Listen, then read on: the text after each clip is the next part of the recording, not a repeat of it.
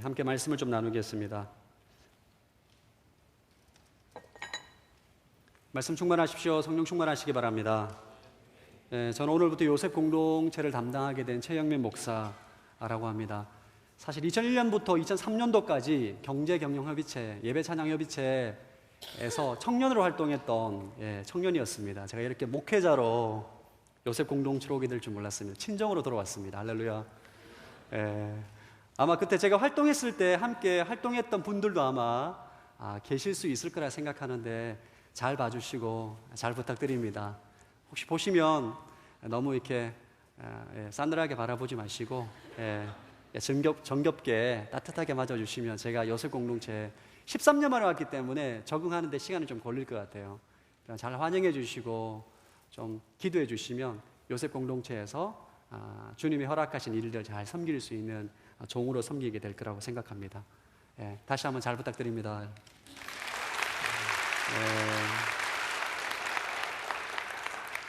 오늘 읽었던 사도행전 9장 말씀은 기독교 역사상 가장 위대하게 쓰임받았던 사도 바울의 회신 장면을 아주 자세하게 기술하고 있습니다. 청년 사울은 로마 시민으로 태어났고 높은 학력을 가지고 있었던 사람이었습니다. 유복한 집안의 소생이었고 누구보다 열렬한 유대교 신자였습니다. 잘못된 신념과 열정으로 교회를 핍박하고 예수 그리스도를 믿는 그리스도인을 핍박했던 사람이고 스데반을 죽이는 데 있어서 참여했던 사람입니다. 그런 그가 예루살렘에 있는 그리스도인을 핍박하는 데 성에 차지 않는 거예요. 다메섹에 흩어져 있는 그리스도인들을 잡아서 감옥에 넣기 위해서 다메섹으로 가는 도중에 예수님을 만난 장면이 오늘 읽은 본문입니다. 우리가 너무나 잘 알고 있는 말씀이에요. 대부분의 사람들은 예수님을 믿게 될 때 누군가의 전도로 예수님을 믿게 되는데 사도 바울은 예수님이 직접 찾아가십니다. 직접 찾아가셔서 말씀하셔서 그를 만나시고 그를 회심케 하는 특별한 은혜를 허락하시죠. 3일 동안 눈이 보이지 않습니다. 3일 동안 기도했을 거라고 생각합니다. 나에게 말씀하신 그분이 누구인가? 예수가 진짜 하나님의 아들이신가? 3일 동안 금식하고 기도하는 가운데 아나니아라는 제자를 통해서 안수를 받고 눈이 열리게 되고 세례를 받는 것이 오늘 본문 내용입니다. 핍박자로 살아갔던 청년 사울이 전도자로 바뀌게 되는 변화의 시점이 바로 오늘 본문에서 말씀하고 있습니다. 우리 15절, 16절 말씀 한번 읽어보겠습니다. 시작. 그러자 주께서 아나니아에게 이렇게 말씀하셨습니다. 가거라, 이 사람은 이방 사람들과 왕들과 이스라엘 사람들 앞에서 내 이름을 전하도록 선택한 내 도구다. 내 이름을 위해 그가 얼마나 많은 고난을 당해야 할지 내가 그에게 보여줄 것이다. 그럼 청년 사울은 다메섹에서 아나니아를 통해서 이방인을 위해 선택한 나의 도구다. 예수님의 비전을 받게 됩니다. 그런데 실제로 이 사도 바울이 이 이방인을 위한 도구, 이방인을 위한 사도로 쓰임받는 데까지는 13년이 소요가 됩니다. 그럼 사도행전 9장에서 사도 바울이 예수님을 만나고 11장에 가면 안디옥 교회에서 사역을 하게 되는데 예수님 만나고 11장에 나오는 안디옥 교회 사역까지 13년이 소요가 됩니다. 예수님을 믿고 회심을 하고 예수가 그리스도임을 깨닫고 난 다음에 사도 바울은 아라비아 광야로 가게 돼요. 그곳에서 3년 동안 광야에서 주님께 직접 양육을 받습니다. 그가 잘 알고 있던 율법을 연구하면서 아마 예수 그리스도가 누구인가 아마 공부하는 시간을 가졌을 거예요. 3년 동안 아라비아 광야에서 하나님 말씀을 연구하고 주님을 깊이 알아가고 난 다음에 바울은 고향 다소로 돌아가게 됩니다. 그곳에서 10년 동안 은둔자의 삶을 살게 됩니다. 13년이 지나고 난 다음에 바나바가 사도 바울을 찾아가서 콜링을 합니다. 나와 함께 안디옥 교회에 가서 사역을 하자. 그 말씀에 순종함으로 사도 바울이 사도행전 11장에는 안디옥 교회에 가서 선생으로 사도로 성도들을 가르치는 일들을 감당합니다. 오늘 본문에 나오는 사도 바울의 회심과 사도 바울이 위대한 사도로 쓰임받기까지 총 13년의 시간이 걸리고 13년이 지나고 난 다음에 14년 차에 사도행전 13장에 가면 안디옥 교회에서 선교사로 파송을 받아서 1차 전도여행, 2차 전도여행, 3차 전도여행, 로마에 가서 감옥에 순교를 하는 인생으로 살아가게 됩니다. 열렬한 유대교 신자였다가 다메섹에서 예수님을 만나고 13년 동안에 주님 안에 머물며 훈련받고 양육받고 사도로 준비되어서 그의 인생이 기독교 역사 가운데 인류를 변화시킨 위대한 하나님의 사도로 쓰임받은 인생이 바로 우리가 알고 있는 사도 바울이에요. 여러분, 사도 바울을 앞으로 계속적으로 우리가 사도행전 말씀을 통해서 묵상하게 될 것입니다. 이 사도 바울의 삶을 묵상하다 보면 놀랍습니다. 이방인의 사도로 부름을 받아 목숨을 두려워하지 않고 핍박과 고난을 두려워하지 않고 담대하게 가서 복음을 증거하고 매를 맞으면 맞은 대로 죽기를 각오하고 복음을 증거하는 그의 모습을 보면 진짜 예수님을 보여주는 사람처럼 보입니다. 예수님 다음으로 아마 모든 기독교인들이, 그리스도인들이 존경하는 사람을 꼽자면 아마 사도 바울이라고 말할 거예요. 진짜 예수님과 같은 삶을 살았습니다. 바울을 좀 묵상하다 보면 영적인 열등감을 느낍니다.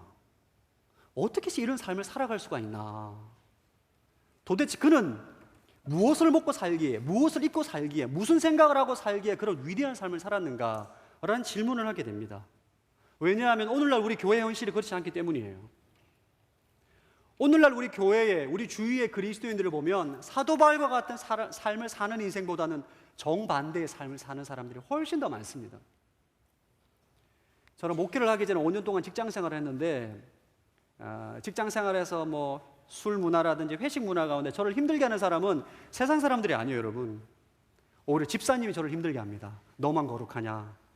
너만 교회 다니냐? 심지어는 음란한 회식의 자리에도 끌고 가서 죄로 넘어뜨리려고 막 저를 막 공격합니다. 너무 두려웠습니다. 근데 그분들이 집사님인 거예요, 집사님. 교회를 다니시는 분이에요. 사도 바울이 보여줬던 삶과는 전혀 다른, 교회만 다닐 뿐 세상 사람들과 전혀 구별되지 않은 삶을 살아가고 있는 인생들이 우리 주위에 너무 많다는 것이 오늘날 우리 교회의 문제입니다. 물론 저도 죄로 인해서 계속 넘어지는 연약한 인생을 살아갔습니다. 오늘 설교 제목을 저는 바울의 삶의 비밀이라고 저는 정했습니다. 바울의 삶의 비밀. 그는 과연 어떻게 해서 그러한 삶을 살았는가? 여러분, 바울과 같은 위대한 하나님의 사람으로 살고 싶지 않으십니까? 할렐루야. 갑자기 얼굴이 굳어지시네요. 바울은 바울이고 저는 접니다. 물론 여러분 그렇게 생각할 수도 있습니다. 그러나 우리 담임 목사님께서 2016년도 예수님을 바로 보여주는 사람들이라는 표어로 우리 온누리 교회가 나아가야 될 방향을 제시하셨어요. 이 땅 가운데 작은 예수로 살아가라는 거예요. 사도 바울이 걸어갔던 그 작은 예수의 삶을 우리 온누리 교회가 그렇게 살라는 것입니다. 어떻게 하면 그런 삶을 살 수 있냐는, 우리의 문제는 그겁니다. 어떻게 하면 사도 바울과 같은 그런 능력 있는 삶을 살 수 있는가? 어떻게 하면 우리가 작은 예수의 삶을 살 수 있는가? 사도 바울의 삶의 비밀이 있습니다. 어떻게 그런 능력 있는 예수의 증인으로 살아갔는지에 그의 신앙 고백을 통해서 우리는 두 가지 비밀을 발견하게 됩니다. 첫 번째, 사도 바울의 삶의 비밀은, 저를 한번 따라합시다. 나는 죽고 예수로 사는 인생. 갈라디아서 2장 20절 한번 읽어보겠습니다. 갈라디아서 2장 20절 시작. 나는 그리스도와 함께 십자가에 못 박혔습니다. 그러므로 이제 더 이상 내가 사는 것이 아니라 내 안에 그리스도께서 사시는 것입니다. 지금 내가 육체 안에 사는 것은 나를 사랑하셔서 나를 위해 자신의 몸을 내주신 하나님의 아들을 믿는 믿음으로 사는 것입니다. 갈라디아서 2장 20절에는 사도 바울의 인생의 비밀 두 가지를 고백합니다. 첫 번째, 내가 그리스도와 함께 죽었다. 이제 내가 사는 것이 아니라 내 안에 그리스도가 사는 것이다. 또 다른 말로 쉽게 표현하자면 나는 죽고 예수로 사는 인생으로 변했다는 것입니다. 나는 죽고 예수로 사는 것이 바로 십자가 복음입니다. 사도 바울이 그러한 인생을 살아갈 수 있던 이유는 이 십자가 복음 위에 견고하게 세워진 인생이었기 때문이에요. 나는 죽고 예수로 사는 인생, 이 십자가 복음 위에 견고하게 세워졌기 때문에 상황과 환경을 초월하고 작은 예수로 이 땅 가운데 살아갈 수 있었던 것입니다. 모든 인간은 아담의 후손은 죄인으로 태어나게 됩니다. 아담의 죄로 인해서 인간은 모두가 죄인으로 태어나게 돼요. 그래서 인간은 여러분 죄를 짓고 싶어서 짓는 것이 아니라 죄인이기 때문에 죄를 짓게 됩니다. 우리가 아무리 죄를 안 지으려고 노력하고 결단하고 금식을 해도 죄를 안 지을 수가 없어요. 왜냐하면 우리 죄인이기 때문에 운명입니다. 죄를 지을 수밖에 없는 죄의 종으로 살아가게 되는 것이 우리의 운명이에요. 그래서 인간이 살아가는 모든 사회에는 불법, 도둑, 음란, 살인, 더러운 죄의 열매가 항상 흘러 넘치게 돼 있어요. 단적인 예가 인터넷을 보면 모든 더러움이 다 드러납니다. 왜냐하면 인간이 죄인이기 때문입니다. 인간의 모든 문제는 죄의 문제라고 말할 수 있어요, 여러분. 우리 인생에 찾아오는 모든 문제의 근원은 죄의 문제입니다. 그래서 죄의 문제를 해결하면 우리 인생의 모든 문제를 해결할 수가 있는 거예요. 질문 한 가지. 죄의 문제를 어떻게 해결할 수 있는가? 중요합니다, 여러분. 여러분 반드시 아셔야 돼요. 그리스도인, 아니 모든 인간이 죄의 문제를 해결할 수 있는 방법은 한 가지 방법밖에 없어요. 죽는 것입니다. 죄의 싹은 사망이에요. 여러분 죽어야 내 인생 가운데 묻고 있는 죄의 굴레가 끊어지는 거예요. 우리가 아담의 후손으로 죄를 타고 태어난 죄인이기 때문에 우리가 죽어야만 이 죄의 굴레에서 벗어나게 됩니다. 이것이 하나님께서 만드신 법이에요. 죄의 싹은 반드시 사망입니다. 죽은 사람은 죄를 짓지 않습니다. 죽은 사람은 죄의 유혹에 흔들리지 않아요. 그래서 우리가 죽어야만 죄로부터 자유케 되는 것입니다. 그래서 하나님께서 예수 그리스도를 인류의 모든 죄를 지게 하시고 십자가에 죽게 하신 거예요. 그래서 예수님과 함께 십자가에 달려 죽은 것을 나의 죽음이라는 것을 믿고, 내가 죽는다는 것을 믿고 예수로 내 인생에 살게 된다는 것을 믿는 것이 바로 십자가 복음의 핵심입니다. 나는 죽고 예수로 살 때에 우리가 죄의 문제를 이길 수 있다는 거예요. 이건 존재의 변화입니다. 존재의 변화. 타락한 옛자아가 죽고 새로운 자아로 거듭나는 거예요. 자, 우리 고린도후서 5장 17절 한번 읽어보겠습니다. 시작. 그러므로 누구든지 그리스도 안에 있으면 새로운 피조물입니다. 옛것은 지나갔으니 보십시오, 새 것이 됐습니다. 나는 죽고 예수를 산다는 이 십자가 복음은 여러분 존재의 변화입니다. 존재의 변화. 존재가 바뀌는 거예요. 죄로 물들어 있던 옛자아가 완전히 죽고 성령으로 인해서 새로운 자아로 거듭나는 것을 말합니다. 우리 그리스도인은 옛자아가 죽고 새로운 자아로 거듭난 새로운 피조물이 되는 것입니다. 그래서 죄를 이기는 것입니다. 이 땅에 내려 모든 이방 종교는 기본적인 패러다임이 죄를 가지고 있는 옛자아가 열심과 노력과 결단으로 죄의 문제를 해결하고자 하는 행위에 관련된 교리를 가지고 있습니다. 여러분, 스님들 보시면 여러분 그분들의 금욕적인 삶은 우리보다 훨씬 대단합니다. 앉아서 5년 동안 잠을 잡니다. 눕지 않습니다. 여러분 대단하지 않습니까? 죄의 문제를 해결하기 위해서 누워서 잠을 안 자요.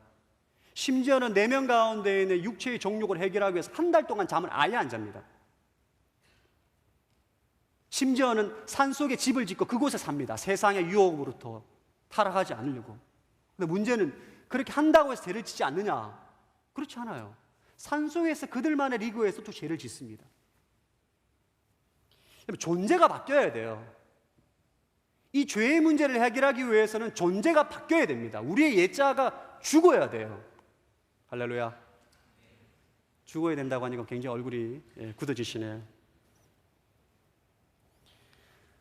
옛자가 죽고 새로운 자아로 거듭남으로 인해서 하나님과의 관계가 회복되고 죄의 굴레에서 벗어나게 되고 새로운 생명 가운데 살아가는 인생이 바로 예수를 믿는 사람들의 인생입니다. 사도 바울이 어떻게 그렇게 위대한 인생으로 살아갈 수 있게 되었는가? 나는 죽고 예수로 살아갔기 때문이에요. 이 십자가 복음을 모르는 사람은 별로 없습니다. 근데 문제는 이 십자가 복음을 머리로만 알고 있는, 교리로만 알고 있는 거예요. 이 죄를 이기는 십자가 복음의 능력이 내 삶 가운데 구현되지 않는 것이 우리의 문제입니다. 여러분들이 지금 나는 과연 십자가 복음 위에 견고하게 세워져 있는가, 세워지지 않는가, 점검할 수 있는 방법은 한 가지 질문만 확인하시면 됩니다. 내가 죄를 이기는 삶을 살고 있는가를 물어보시면 돼요. 여러분이 지금 여전히 습관적이고 반복적인 죄에 무너지는 사람은 십자가 복음 위에 견고하게 서 있지 않는 거예요. 나는 죽고 예수로 산다는 십자가 복음을 머리로만 알고 있는 거예요. 머리로만. 내면 가운데 끓어오르는 정욕과 혈기와 음란의 문제에 늘 넘어지는 인생은 지금 십자가 복음 위에 견고하게 세워있지 않는 인생입니다. 1995년 5월에 미국의 모 신문에 13년간 하버드 대학 신학대 학장으로 지낸 로널드 티먼 교수가 파면되었다는 기사가 실렸어요. 왜 파면되었는가? 그 대학교 컴퓨터 기사가 그 로널드 티먼 교수의 컴퓨터를 수리하다가 컴퓨터 안에 수백 장의 음란물 사진이 저장되어 있는 것을 발견하게 됩니다. 그래서 그걸 총장에게 보고를 해요. 그러니까 총장이 신학대 학장을 파면시킵니다. 신학대 교수이자 십자가 복음을 누구보다 너무나 잘 알고 가르치는 목사이자 교수인 그가 늘 음란물 사진을 수백 장, 수천 장 저장해놓고 보고 또 보고 묵상하고, 이상하죠? 그런 삶을 살았다는 거예요, 여러분. 이런 삶이 오늘날 우리 현실입니다. 여러분, 교회를 다니는 성도들 가운데, 기독 청년들 가운데 십자가 복음을 모르는 청년들이 어디 있습니까? 십자가 복음을 모르는 청년들이 어디 있어요? 문제는 복음의 능력이 내 삶 가운데 구현되지 않는다는 거예요. 오늘날 크리스찬 청년들이 얼마나 음란물에 중독되어 있는지 모릅니다. 야동이라고 하죠. 핸드폰으로, 인터넷으로 중독되어서 보고 또 보고, 심지어는 초등학생, 중학생, 고등학생, 교회를 다니는 친구나 다니지 않는 친구나 무분별하게 노출되어 있고, 심지어는 그것을 보는 것조차 죄라는 인식조차 못하는 사람들이 얼마나 많은지 몰라요. 마귀는 그런 음란물로 우리 기독 청년들을 죄종으로 살아가도록 묶고 있습니다. 문제는 내가 그것을 끊고 싶고 금식하고 결단해도 끊어지지가 않는다는 거예요. 이러한 삶의 모습이 하나님의 자녀라고 말하지만 여전히 죄종으로 살아가고 있는 우리의 실체입니다. 여러분들 안에 지금 그런 삶을 살고 있는 사람은 내가 십자가 복음 위에 세워져 있지 않는 인생이에요. 왜? 죄를 이기지 못하기 때문입니다. 죄를 못 이기는 거예요. 조금만 음욕이 찾아오면 무너지고, 혈기가 찾아오면 무너지고, 조금만 미움이 찾아오면 무너지고, 분노가 찾아오면 무너지고, 죄를 못 이기는 거예요. 죄를 짓지 말아야지. 40일 새벽 기도회 가운데 금식을 하고 결단을 하고 화요 성령 집회가 주여 삼창을 부르고 1시간을 기도해도 또 죄가 찾아오면 무너지는 거예요. 왜? 십자가 복음 앞에 견고하게 세워져 있지 않기 때문입니다. 그럼 십자가 복음, 나는 죽고 예수로 사는 인생, 우리가 이 믿음으로 견고하게 서 있어야 돼요. 할렐루야. 우리는 죽는데 전문가가 되어야 돼요. 할렐루야. 우린 죽는데 전문가가 되어야 돼요. 죽는 거에. 우리 안에 분노와 미움과 음욕과 정욕이 올라올 때마다 우리 마음으로 믿기, 입술로 선포해야 됩니다. 나는 그리스도와 함께 십자가에 못 박혀 죽었습니다. 더 이상 내가 사는 것이 아니라 내 안에 예수 그리스도께서 사시는 것입니다. 아멘. 선언해야 돼요. 선포해야 됩니다. 믿음으로. 많은 청년들이 왜 십자가 복음에 견고하게 서 있지 못하는가? 믿음으로 죽는 법을 모르는 거예요. 믿음으로 죽는다는 것을. 내가 지금 살아있는데 어떻게 죽냐는 거죠. 여러분, 믿음으로 구원을 받고, 믿음으로 영생을 얻고, 믿음으로 병고침을 얻고, 믿음으로 죽는 거예요.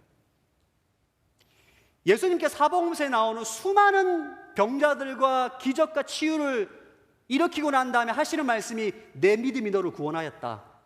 내 믿음이 너를 치유하였다. 내 믿음이 너를 회복시켰다. 말하는 것은 믿음의 능력을 말하는 것입니다. 여러분들이 내가 어떻게 죽죠? 십자가를 바라보면서 내가 예수 그리스도와 함께 십자가에 못 박혀 죽었다는 것을 믿는 거예요. 할렐루야. 십자가를 날마다 바라보는 것입니다. 날마다 십자가를 바라봐야 돼요. 자, 사도 바울은 이렇게 고백합니다. 고린도전서 15장 31절 시작. 형제들이여, 내가 그리스도 예수 우리 주 안에서 가진 내 자랑인 여러분을 두고 단언합니다만 나는 날마다 죽습니다. 날마다 십자가를 바라보고 나는 예수 그리스도와 함께 죽었습니다. 나는 죽었습니다. 예수가 내 인생의 생명이고 주인입니다. 고백하는 거예요.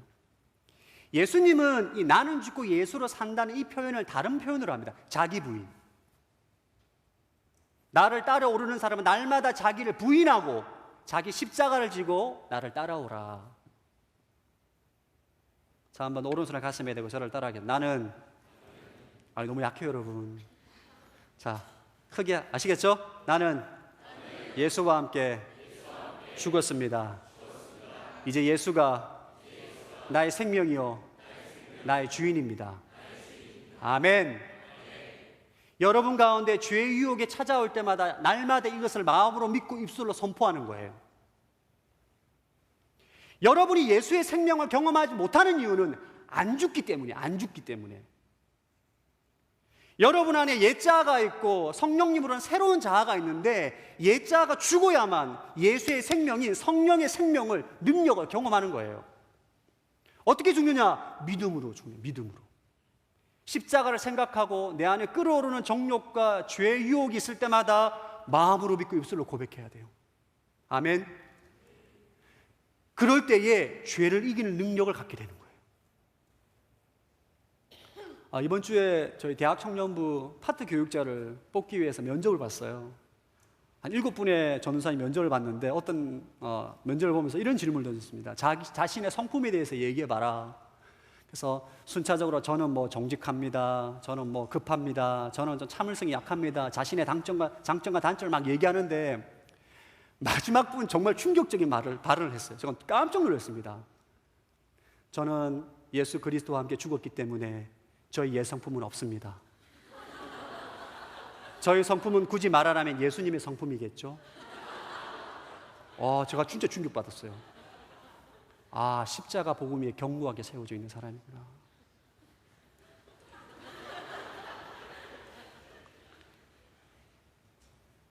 여러분, 하나님의 능력 우리의 믿음으로 구현되는 거예요. 여러분이 실제로 믿으면 믿음대로 될 것입니다. 아멘. 여러분의 십자가를 바라보고 믿으면 죄를 이기는 거예요. 죄로부터 자유케 되는 것입니다.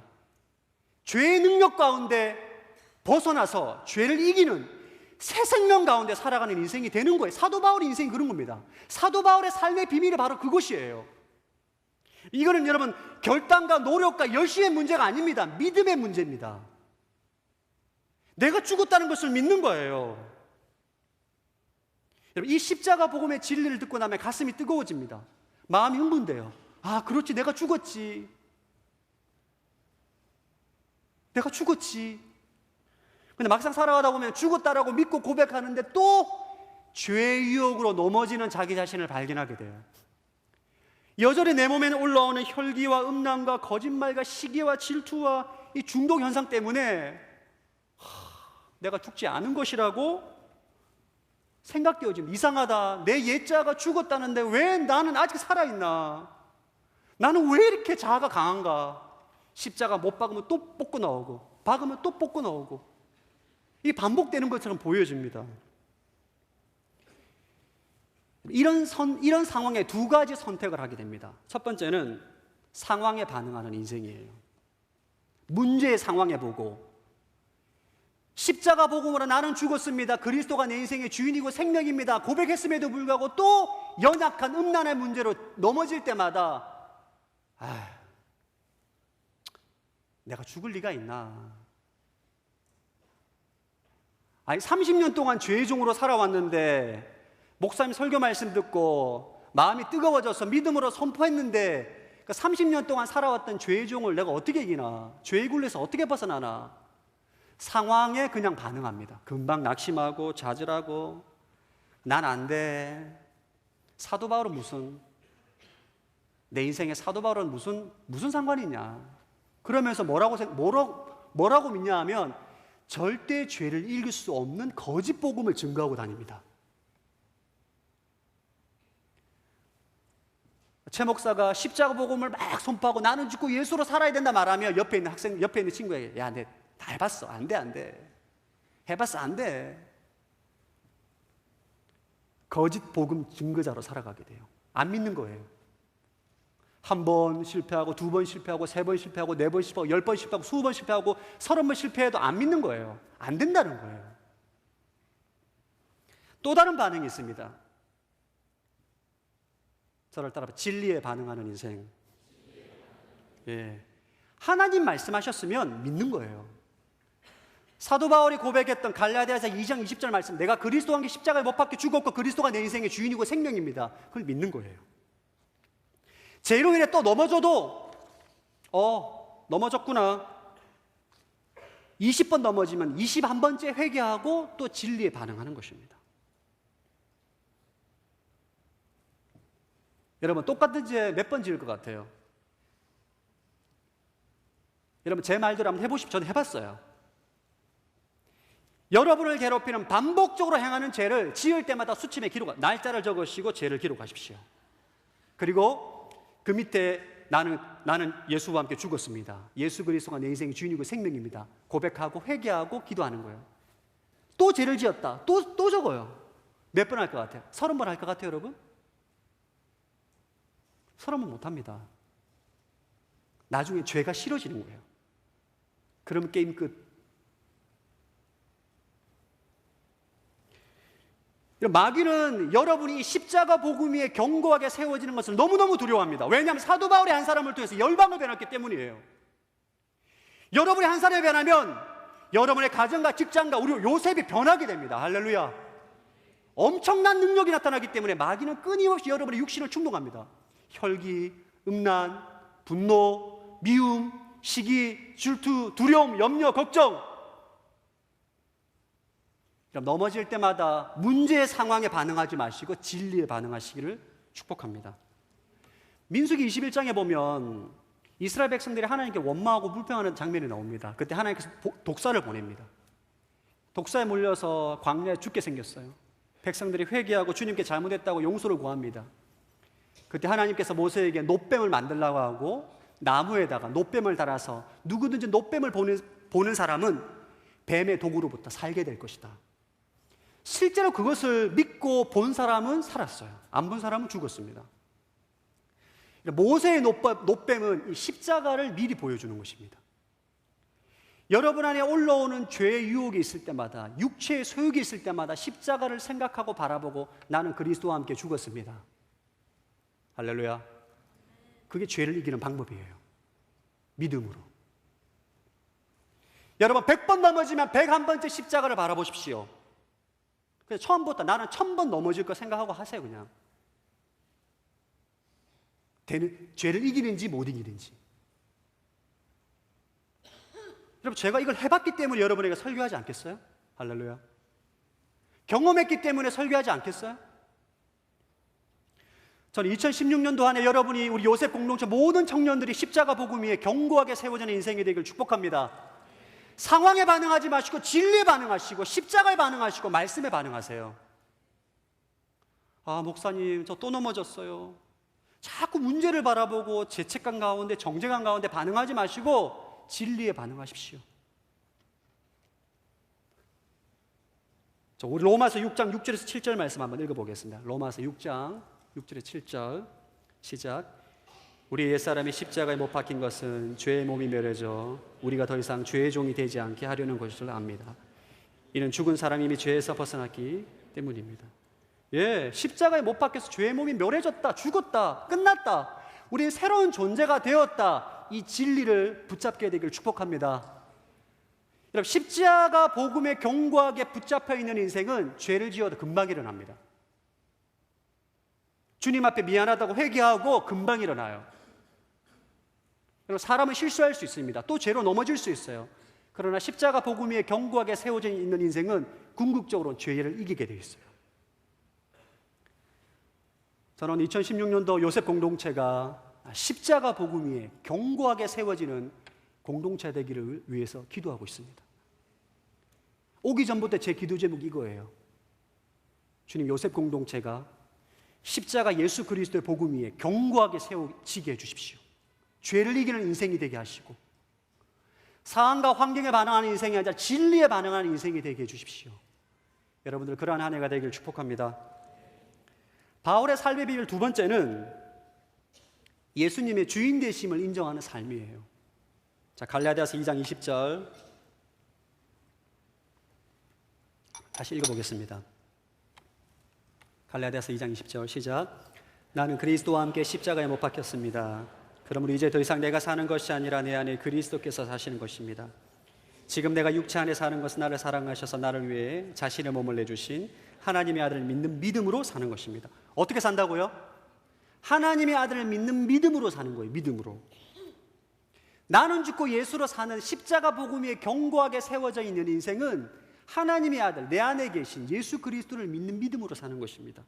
이 말은 예수님과의 우리와의 관계가 설정되었다는 것입니다. 우리가 예수를 믿으면 나는 죽고 예수로 살아가는 인생이 되면 내 안에 성령님이 내주하십니다. 내 안에 계신 성령님을 통해서 우리는 예수 그리스도와 관계하고 교제 맺는 삶을 살게 돼요. 동행하게 됩니다. 하나님 음성을 듣게 되고 기도할 수 있게 되고 주님의 인도하심을 받는 삶을 살게 돼요. 더 정확하게 말씀을 드리면 주인이 바뀌는 삶을 살게 됩니다. 이전에는 내가 내 인생의 주인이었는데 예수 그리스도가 내 인생의 주인이 되고 나는 그분의 주되심을 인정하고 순복하는 삶을 살게 되는 것이에요. 삶의 방식이 바뀌어야 됩니다. 이런 삶의 방식을 예수님은 요한복음 15장의 포도나무 비유를 통해서 우리에게 말씀하십니다. 요한복음 15장 5절 시작. 나는 포도나무요 너희는 가지다. 그가 내 안에 있고 내가 그 안에 있으면 그 사람은 많은 열매를 맺는다. 나를 떠나서는 너희가 아무것도 할 수 없다. 예. 예수님이 포도나무고 하나님 아버지는 농부시고 우리는 가지라는 거예요. 이제 우리는 독립적인 존재가 아니라 종속적인 존재로 바뀌었다는 것입니다. 주인이 바뀐 거예요. 스스로 우리가 무엇인가 할 수 있는 인생이 아니라 예수님을 의존하고 의지할 때에 열매 맺는 인생, 우리 스스로는 아무것도 할 수 없는 존재로 바뀌었다는 것입니다. 여러분들이 나는 죽고 예수로 살아가는 인생으로 십자가 복음 위에 견고하게 세워져 갈 때에 반드시 기억해야 되는 것은 우리의 주인이 바뀌었다는 거예요. 자, 한번 가슴에 손을 대고 저를 따라합니다. 예수님께서 우리의 주인이시다. 아멘. 양 목사님 이런 거 안 시켰죠, 여러분? 눈빛이 굉장히 당혹스러운 눈빛이에요. 이제 적응될 겁니다, 여러분. 많은 그리스도인들이 예수님과 친밀한 관계를 누리지 못하는 이유는 이 관계가 잘못됐기 때문입니다. 마치 이런 거예요. 예수님을 종부르듯이 부릅니다. 주님, 이 사업 대박나게 해주세요. 빨리, 어서. 40일 기도했기 때문에 어서 응답해 주세요. 응답 안 해주면 마음 시험 들어, 상처받아. 여러분들 가운데 저 요즘 하나님께 마음이 어렵습니다. 이런 분들 삐진 거죠. 하나님께. 왜? 내가 요구하는 거 안 들어주니까. 그러한 태도 자체가 틀린 거예요, 여러분. 그런 태도로는 절대로 예수님과 친밀한 관계를 누릴 수가 없습니다. 절대로. 우리는 그분의 종입니다. 엄밀히 말해서. 우리 주인이라고요, 여러분. 예수님의 주되심을 인정하지 않고 자꾸 내가 주인 노릇 하려고 하니까 신앙생활이 피곤한 거예요. 예수님과 친밀한 관계를 못 맺는 것입니다. 주객이 전도가 되다 보니까 예수님이 여러분을 대할 때 불편하게 돼요. 제가 이전에 공동체를 섬길 때에 리더십들과 회의를 하는데 어떤 청년이 저를 굉장히 무시하는 거예요. 내가 그보다 나이도 많고 목사고 신앙의 경륜이나 인생의 선배인데 저를 너무너무 무시하는 거예요. 마음이 너무너무 상하고 불쾌하더라고요. 속으로 내가 저 사람과 친하게 지내지 말아야 되겠다. 그냥 업무적인 관계만, 그냥 사역적인 관계에만 맺게 되는 일들이 발생하더라고요. 우리가 주님 앞에 그런 태도를 대할 때 주님은 마음 아파하십니다. 다시 한번, 예수님은 나의 주인이시다. 이 신앙 고백이 명확해야 돼요. 특별히 여러분이 예수님과 교제하고 인도하심을 받는 중요한 통로가 기도입니다. 기도할 때 기도의 주인이 예수님이라는 것을 인정해야 돼요, 여러분. 자, 요한복음 15장 7절 한번 읽어보겠습니다. 시작.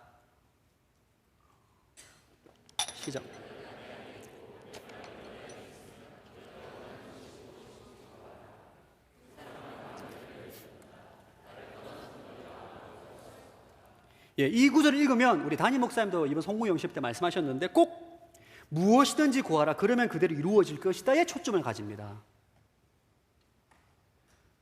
40일 새벽 예배 때 자신이 소원하는 거 막 10가지 적어가지고 막 달라고 막 다오다오 기도해요. 근데 지나고 난 다음에 응답이 안 돼. 삐져요. 다시 내가 40일 새벽 예배 드리나 봐라. 뭐가 잘못된 거죠, 여러분? 주님을 대하는 태도가 틀린 거예요, 여러분. 너희가 내 안에 있고 내 말이 너희 안에 있으면 이것은 주님이 내 인생의 주되심을 인정하는 것입니다. 그분이 내 인생의 주인이기 때문에 우리가 그분의 말씀에 순복하는 인생. 다시 한번 저를, 기도의 본질은 하나님의 뜻을 구하는 것이다. 그분이 나의 주님이시기 때문에 그분의 기도가 나의 기도가 되는 거예요. 내 기도가 예수님의 기도가 되는 것입니다. 하나님의 뜻을 구하는 것이에요. 나는 죽고 예수로 살아가는 십자가 복음에 견고하게 세워진 인생은 어떻게 기도하느냐? 항상 기도할 때 주님 무슨 기도할까요? 물어봅니다. 항상 기도할 때 주님 무슨 기도를 할까요? 여러분, 기도의 주님이 예수님이시면 예수님이 원하시는 기도를 하는 거예요. 그걸 에베소서에는 성령 안에서 기도한다라고 표현을 하고 있습니다.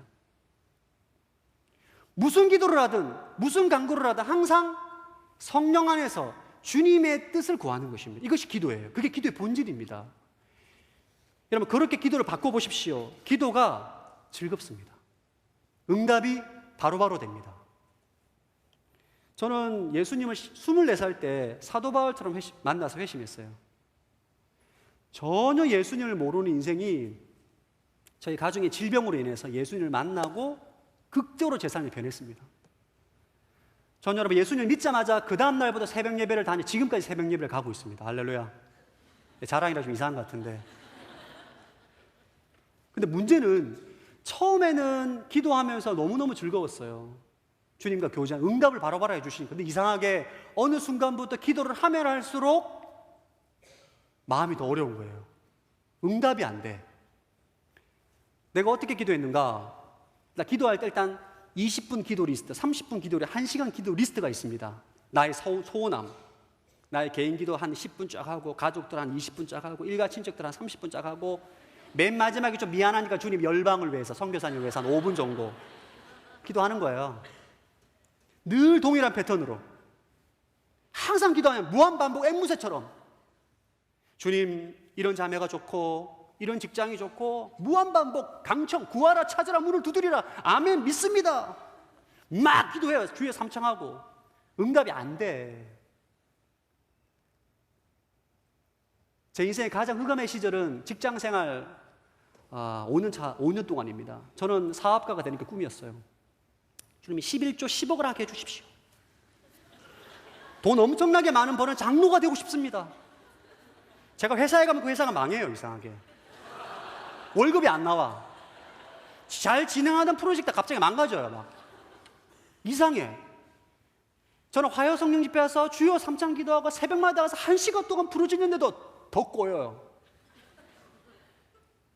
인생이 막 하니까 화가 나. 화가 막 나. 화가 하나님께. 좀 나한테 왜 이러십니까 진짜. 제가 심지어는 서빙고 본다 여기서 하나님께 삿대질을 한 적이 있습니다. 너무 화가 나가지고.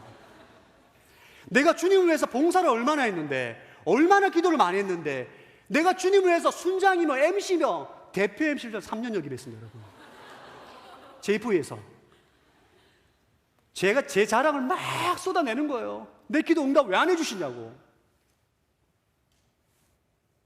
십자가 복음으로 인해서 주님과의 관계, 접근 자체가 틀린 거예요, 여러분. 내가 주인이야. 예수님은 알라딘의 요술램프에 나오는 지니와 같은 존재. 이거 하시고 저거 하시고 저거 하시고 저거 하시고. 응답이 안 됩니다, 여러분. 주님 마음 서운하세요. 여러분, 예수님 우리의 주님이십니다. 주님, 주인님. 주님이라고, 주님. 믿으십니까? 관계를 바르게 정립하세요. 그때 우리의 인생은 능력의 인생으로 바뀌게 되는 거예요. 저는 2016년도 한 해 여러분, 예수 그리스도가 여러분의 주인이심을 인정하는 삶을 사시기를 축복합니다. 그 두 가지가 사도 바울의 삶의 비밀입니다. 그게 비밀의 전부예요.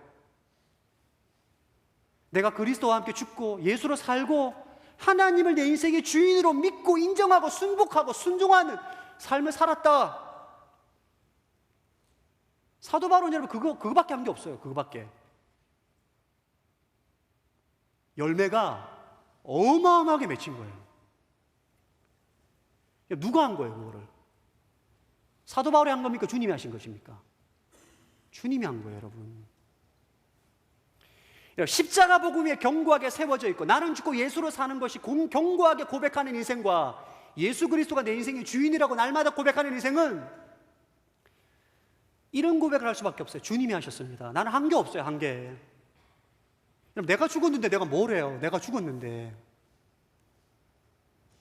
교회 안에서 자기가 뭘 했고 자기 의를 드러내는 사람은 안 죽은 사람이에요. 안 죽은 사람. 남이 날 알아주지도 않고 인정해주지 않아요. 마음이 섭섭한 사람은 안 죽은 사람이에요. 죽어야 돼요. 새해 연초 첫 설교부터 여러분 굉장히 민망합니다만 우리는 그리스도와 죽어야 돼요, 여러분.